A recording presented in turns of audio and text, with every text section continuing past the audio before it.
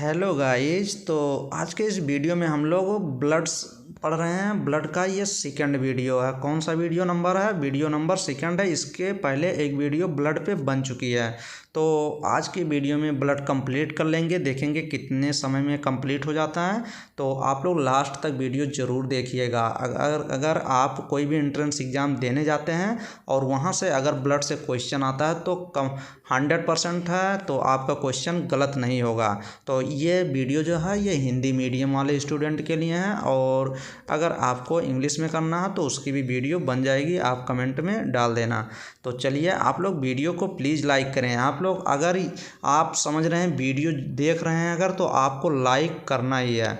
Like अगर आप नहीं करेंगे तो फिर मोटिवेशन नहीं मिलता है, तो लगता है कि बच्चे देख नहीं रहे हैं वीडियो। तो आप लोग को लाइक करना है और सब्सक्राइब करना है और अपने दोस्तों में शेयर करना है। तो इसके पहले वीडियो में हम लोग यहाँ तक देख चुके थे। तो चलिए, आज के वीडियो में रक्त का थक्का कैसे बनता है, ब्लड क्लॉटिंग देखना है कि ब्लड का थक्का कैसे बनता है। तो रुधिर प्लाज्मा के प्रोथ्रोम्बिन तथा फाइब्रिनोजन का निर्माण यकृत में विटामिन के की सहायता से होता है। तो काफ़ी बार क्वेश्चन पूछा गया है कि ब्लड क्लॉटिंग में कौन सा विटामिन होता है जो हेल्प करता है। तो ये विटामिन के आप लोग नोट डाउन कर लीजिए। विटामिन के ही क्या करता है? विटामिन के ही हेल्प करता है किसमें? विटामिन के आपको हेल्प करता है किसमें? ब्लड क्लॉटिंग में। ये नोट डाउन कर लीजिए, काफ़ी बार क्वेश्चन पूछा भी गया है। ये देख लीजिए, विटामिन के रक्त के थक्का बनाने में सहायता होता है। ये क्वेश्चन बार बार पूछा जाता है। और ये भी क्वेश्चन पूछा गया कि सामान्य रक्त का थक्का कितना समय में बन जाता है? ब्लड क्लॉटिंग कितना समय लेती है ब्लड क्लॉट होने में? तो ब्लड क्लॉट होने में जो समय लेता है वो 2 से 5 मिनट लेती है। ये भी क्वेश्चन पूछा गया, तो आप लोग नोट डाउन कर सकते हैं। अगर कोई भी बीमारी नहीं है तो 2 से 5 मिनट में ये ब्लड क्लॉट हो जाता है। रक्त के थक्का बनाने के लिए अनिवार्य प्रोटीन फाइब्रिनोजन है। ये भी क्वेश्चन पूछा गया है कि अगर ब्लड क्लॉटिंग में कौन सी प्रोटीन है जो सहायता करती है? तो फाइब्रिनोजन होती है। फाइब्रिनोजन ही सहायता करती है। फाइब्रिनोजन जो होती है लार्जेस्ट क्लॉटिंग फैक्टर होती है। तो ये फाइब्रिनोजन क्वेश्चन पूछा गया। रक्त में उपस्थित तत्व, अब रक्त में कौन कौन से एलिमेंट पाए जाते हैं चलिए ये भी देखते हैं। रक्त में उपस्थित सजीव एवं निर्जीव पदार्थों के आधार पर 2 भागों में विभाजित किया गया है। रक्त में प्लाज्मा पाया जाता है और प्लाज्मा के बाद कुछ एलिमेंट पाए जाएंगे, जैसे RBC, WBC, प्लेटलेट्स पाए जाते हैं। तो ये देख लीजिए, ये भी क्वेश्चन पूछा गया है कि ब्लड में जो प्लाज्मा होता है वो कितना % होता है? तो 55% होता है। ये भी देख लीजिए।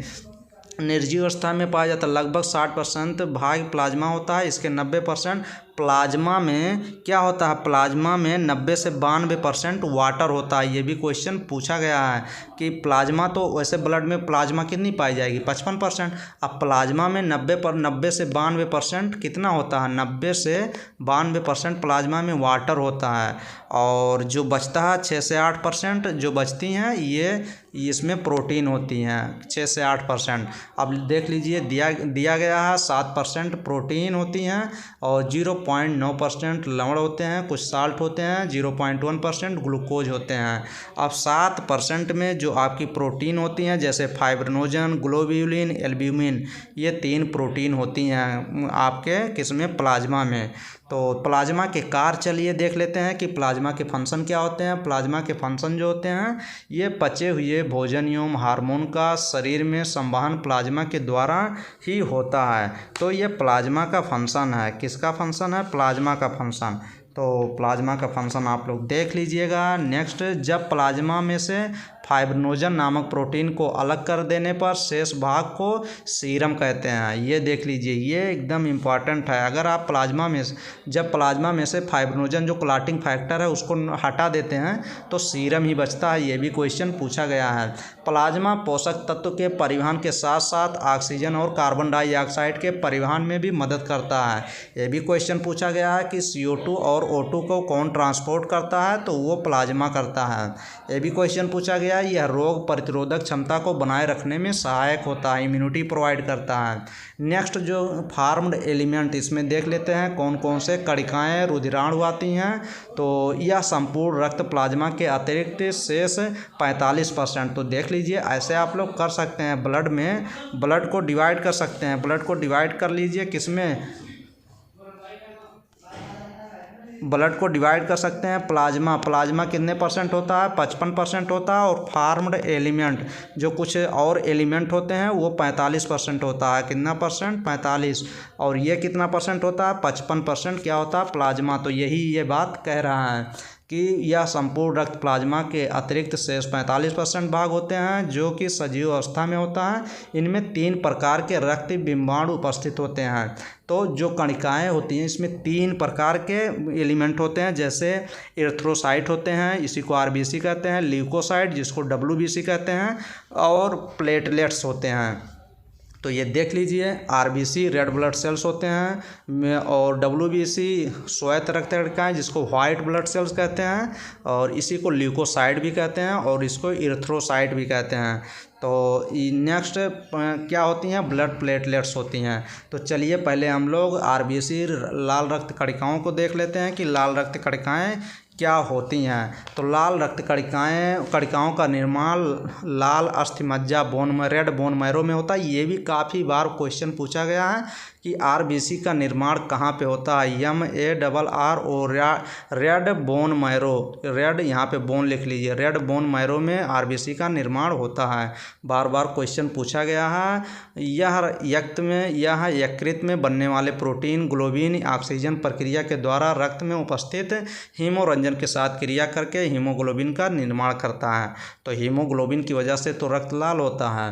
रक्त लाल रंग का होता है। इन कणिकाओं की जीवन अवधि, ये भी क्वेश्चन पूछा गया है कि आरबीसी जो रेड ब्लड सेल्स होती हैं इनका लाइफ स्पान कितना होता है, कितने दिन तक ये जिंदा रहती हैं, उसी को लाइफ स्पान कहते हैं। तो 20 से 120 दिन तक ये जिंदा रहती हैं। और आरबीसी को प्लीहा के द्वारा एक विशेष स्थिति में यकृत के द्वारा समाप्त किया जाता है। तो ग्रेवयार्ड ऑफ आरबीसी का कब्रिस्तान किसको कहते हैं? स्प्लीन को कहते हैं, SPLEEN।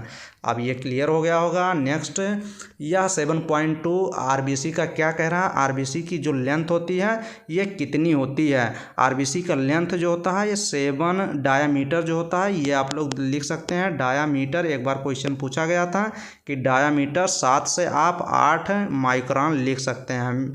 तो ये माइक्रोन नहीं, म्यू है। तो कि व्यास की गोल की परत की ओर दोनों ओर से पैसे या रुपए के समान चिपटी होती है। इनमें केंद्रक नहीं होता है। ये भी क्वेश्चन पूछा गया था कि आरबीसी में न्यूक्लियस होता है कि नहीं। तो आरबीसी में न्यूक्लियस जो होता है वो न्यूक्लियस एब्सेंट होता है, न्यूक्लियस नहीं होता है। तो इनमें केंद्रक नहीं होता। वयस्क पुरुषों के रुधिर की प्रति घन मिलीमीटर में लगभग 50 लाख और स्त्रियों के रुधिर के प्रति घन मिलीमीटर में 45 लाख रुधिर आरबीसी कोशिकाएं होती हैं। इनकी कमी से रक्त क्षीणता तथा रक्त स्वर्णयमता रोग होते हैं। लाल रुधिर कणिकाओं एरिथ्रोसाइट का जीवन 120 दिन तक होता है। तत्पश्चात प्लीहा में इनका अंत होता है। स्प्लीन में इनका जाके ग्रेवयार्ड ऑफ आरबीसी इसीलिए कहते हैं, कब्रिस्तान इसीलिए कहते हैं। किसको? एरिथ्रोसाइट का, आरबीसी का, इसको कहते हैं किसको? स्प्लीन को कहते हैं। तो यही बात ये कह रहा है। तो आप लोग जान लीजिए कि ये ब्लड में आरबीसी की संख्या कितनी होती है। तो आरबीसी की संख्या जो होती है ये मान के चलिए कि 5 मिलियन होती है। मतलब 50 लाख दे रहा है, 50 लाख 10 लाख का 1 मिलियन होता है, इसीलिए 10 × 50 5 मिलियन आप लोग लिख सकते हैं कि 5 मिलियन होती है। ये भी एक बार क्वेश्चन पूछा गया था कि आरबीसी सबसे अधिक किस में पाई जाएगी। इन्फेंट दिया था उस क्वेश्चन में INFANT इन्फेंट, जैसे ही बच्चा जब मतलब जिसका जन्म होता है तो इन्फेंट होता है। फिर उसके बाद एडल्ट दिया गया था ADULT, एडल्ट मैन हो गया, जो जवान आदमी एडल्ट मैन, और एडल्ट वोमेन दिया था ADUTULT एडल्ट वोमेन, WOMEN औरत। तो सबसे अधिक इन्फेंट में पाया जाएगा, फिर एडल्ट मैन में, फिर एडल्ट वोमेन में। तो इन्फेंट में सबसे अधिक आरबीसी पाई जाएगी। तो ये आप लोग नोट डाउन भी कर सकते हैं।